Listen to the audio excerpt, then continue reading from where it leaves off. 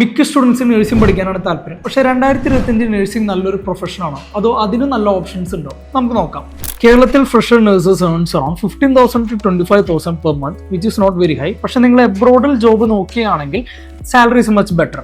ഇപ്പോൾ കാനഡയിലോ UK അല്ലെങ്കിൽ ജർമ്മനിയിലോ ഒക്കെ നിങ്ങൾ നഴ്സിംഗിൽ ഒരു ജോബ് നോക്കുമ്പോൾ you will get a minimum of 2.5 lakh to 4 lakhs per month. പക്ഷേ എല്ലാ സ്റ്റുഡൻസിനും എബ്രോഡിലേക്ക് പോകാൻ സാധിക്കുന്നില്ല. You know why? I will explain.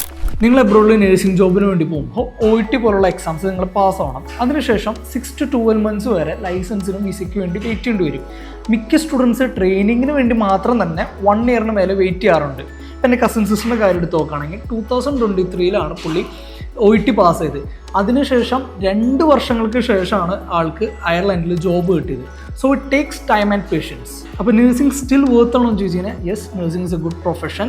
പക്ഷേ നിങ്ങൾക്ക് നേഴ്സ് ആവണമെന്ന് ആഗ്രഹം ഉണ്ടെങ്കിൽ മാത്രം നഴ്സിംഗ് തിരഞ്ഞെടുക്കുക. അതല്ലാതെ എല്ലാവരും നഴ്സിംഗിൽ പോകണമെന്ന് കണ്ടിട്ട് ഒരിക്കലും നഴ്സിംഗ് തിരഞ്ഞെടുക്കരുത്. കാരണം ഇതൊരു സോഷ്യൽ സർവീസും കൂടിയാണ്. നിങ്ങൾക്ക് അത്തരത്തിലുള്ള ഒരു മൈൻഡ് സെറ്റ് ഉണ്ടെങ്കിൽ മാത്രമാണ് നിങ്ങൾക്ക് ഈ ഒരു കരിയർ സ്യൂട്ട് ആവുള്ളൂ.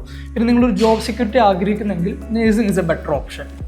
പക്ഷെ നിങ്ങൾ നന്നായി പ്ലാൻ ചെയ്യണം. നിങ്ങൾ നഴ്സിംഗ് പഠിക്കാൻ ആഗ്രഹിക്കുന്ന കോളേജസിൽ നല്ല ട്രെയിനിങ് പ്രൊവൈഡ് ചെയ്യുന്നുണ്ടെന്നും പിന്നെ അവർക്ക് സ്വന്തമായിട്ട് ഹോസ്പിറ്റൽസ് ഉണ്ടെന്നും ആ ഒരു ഹോസ്പിറ്റൽസിൽ എത്ര ബെഡഡ് ഹോസ്പിറ്റലാണെന്നും കൂടി ഒന്ന് ചെക്ക് ചെയ്യുന്നത് ഏറ്റവും നല്ലതാണ്. പിന്നെ പരമാവധി ലാംഗ്വേജ് മുൻകൂട്ടി പഠിക്കാതെ ശ്രമിക്കുക. പിന്നെ എബ്രോഡിൽ ഇപ്പോൾ കറൻ്റ്ലി വർക്ക് ചെയ്യുന്ന നഴ്സുമാരൊക്കെ ഉണ്ടാവുമല്ലോ, അവരൊക്കെ ആയിട്ടൊരു കോൺടാക്റ്റ് വയ്ക്കുന്നത് ഒരു നല്ലൊരു കാര്യമായിരിക്കും. ഇപ്പോൾ നമ്മൾ സ്റ്റാറ്റ്സ് എടുത്ത് നോക്കുകയാണെങ്കിൽ കേരളത്തിൽ വർക്ക് ചെയ്യുന്ന 87% നഴ്സുമാർക്ക് എബ്രോഡിൽ വർക്ക് ചെയ്യാനാണ് താല്പര്യം.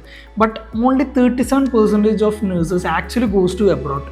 എന്നാൽ കേരളത്തിൽ കിട്ടുന്ന സാലറിയേക്കാൾ 10 ഇരട്ടി സാലറി എബ്രോഡ് വർക്ക് ചെയ്താൽ കിട്ടും. ഇപ്പോൾ +2 കഴിഞ്ഞവരാണ് ഈ വീഡിയോ കാണുന്നുണ്ടെങ്കിൽ you have 2 options. Science stream complete ചെയ്തവർക്ക് BSc നഴ്സിംഗ് പഠിക്കാവുന്നതാണ്. അതുപോലെ തന്നെ ഹ്യൂമാനിറ്റീസ് കൊമേഴ്സ് ഒക്കെ പഠിച്ചവർക്ക് ജനറൽ നഴ്സിംഗ് പഠിക്കാവുന്നതാണ്. നഴ്സിംഗ് അല്ലാത്ത ഹെൽത്ത് സയൻസ് കോഴ്സസ് ഉണ്ട്, which is medical laboratory technology, radiology, physiotherapy, cardiac care technology, അങ്ങനെ അനവധി കോഴ്സസ് ഉണ്ട്. ഇതെല്ലാം എബ്രോഡിൽ മോസ്റ്റ് ഡിമാൻഡഡ് പ്രൊഫഷൻസ് ആണ്. നിങ്ങൾക്ക് ഹൈ സാലറി ലഭിക്കുന്ന പ്രൊഫഷൻസ് കൂടിയാണ്. പിന്നെ നിങ്ങൾ പുറത്തോട്ട് പോകാൻ നോക്കുമ്പോൾ, അതായത് എബ്രോഡിലൊക്കെ പോകാൻ നോക്കുമ്പോൾ ഇതിൻ്റെ പ്രോസസ്സ് നഴ്സിംഗിനെ അപേക്ഷിച്ച് കുറച്ചും കൂടി ഈസിയറാണ്. നിങ്ങൾക്ക് ഏതെങ്കിലും ഹെൽത്ത് സയൻസ് റിലേറ്റഡ് കോഴ്സുകളെ കുറിച്ചിട്ട് കൂടുതൽ അറിയാൻ താല്പര്യമുണ്ടെങ്കിൽ just tell me in the comments. ഞാൻ അത് ബേസ് ചെയ്തിട്ടൊരു ഫുൾ വീഡിയോ ക്രിയേറ്റ് ചെയ്യുന്നതാണ്. അപ്പോൾ നേഴ്സിംഗ് എന്ന് പറയുന്നത് ഒരു സ്ട്രോങ് കരിയർ തന്നെയാണ്. But you have to plan very carefully. എല്ലാവരും നേഴ്സിംഗ് പഠിക്കുന്നത് കണ്ടിട്ട് ഒരിക്കലും നേഴ്സിംഗ് തിരഞ്ഞെടുക്കരുത്. നിങ്ങൾക്ക് നേഴ്സിംഗ് ആണോ അതോ അലൈഡ് സയൻസ് കോഴ്സുകളാണോ സ്യൂട്ട് ആവുന്നത് നിങ്ങൾ മനസ്സിലാക്കി അതിനനുസരിച്ചൊരു സ്മാർട്ട് ഡിസിഷൻ എടുക്കാൻ ശ്രദ്ധിക്കുക.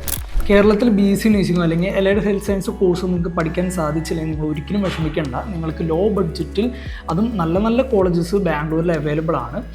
So if you have any doubts about these courses and admission process you can contact me any time. And if you like this video, subscribe for more simple and honest advice. Thank you.